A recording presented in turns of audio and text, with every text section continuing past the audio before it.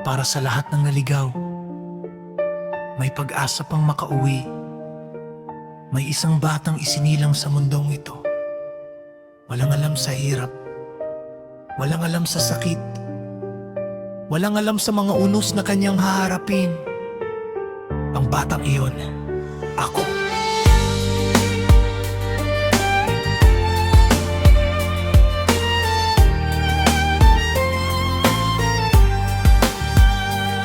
Noong ako'y isinilang sa mundong ibabaw, hindi ko alam kung saan ako dadalhin ng araw. Iba't ibang kamag-anak ang nag-alaga sa akin, habang hinahanap ko ang lugar na para sa akin. Palipat-lipat ng bahay at paaralan, hindi ko alam kung saan ang tunay kong tahanan. Lumaki akong maraming tanong sa isipan, habang pilit kong inuunawa ang takbo ng kapalaran.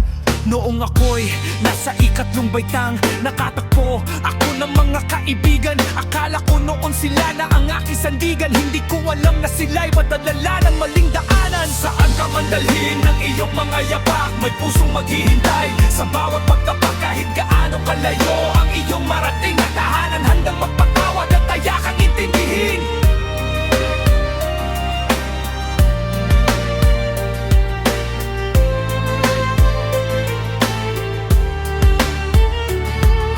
Hindi ako pinabayaan ng pamilya, patuloy nila akong sinuportahan at inaalala hanggang makatapos ako sa mababang paaralan. Akala ko noon ay may magandang pagsisimulan, pagpasok ko sa mataas na paaralan.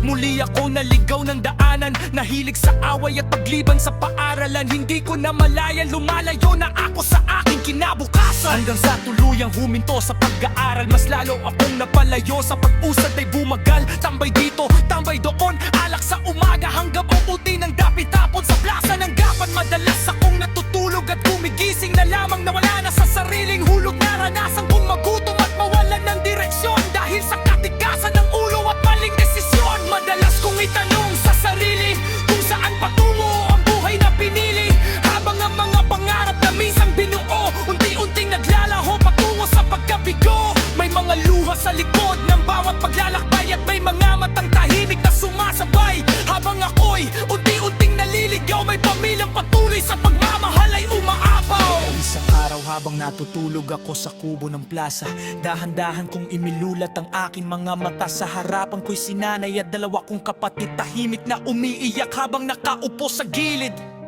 Anak, kumain ka na? Sigurado akong gutom ka na. Anak, umuwi ka na sa bahay. Sa amin ikaw ay dumantay. Anak, umuwi ka na.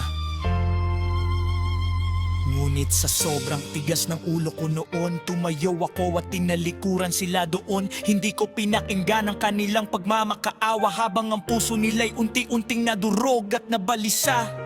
Kuya, Kuya, sandali. Kuya, kuhanin mo na daw ito, sabi ni nanay. Kuya, umuwi ka na! Ngunit nagpatuloy ako sa pagtalikod at paglalakad. Naglahong ako sa kanila'y bumungad. May kaibigang hihilahin ka pataas, sasamahan ka mangarap at magsikap. Kaibigang itutuwid ka ng landas kapag ikaw ay naliligaw at sa problema'y umiiwas. Ngunit mayroon ding hahatakin ka pababa, dadalhin sa gulo at maling mga gawa.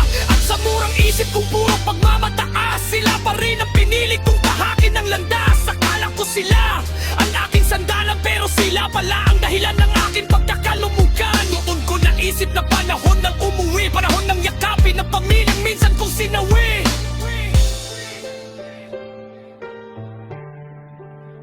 Pag-uwi ko sa bahay, wala akong narinig na galit, wala akong narinig na panunumbat na tinig. Dalawa kong kapatid ang yumakap ng mahigpit, parang takot na muli akong mawala. Kaya iniwan ko ang landas ng kahapon, ang landas ng pagkaligaw at maling pagkakataon. Kasama ang pamilyang hindi bumitaw sa aking kamay, unti-unti kong binuo ang aking buhay.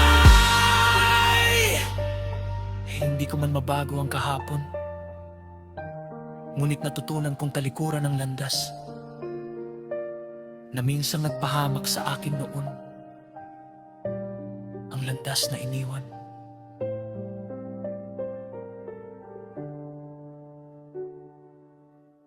Para sa lahat ng naligaw,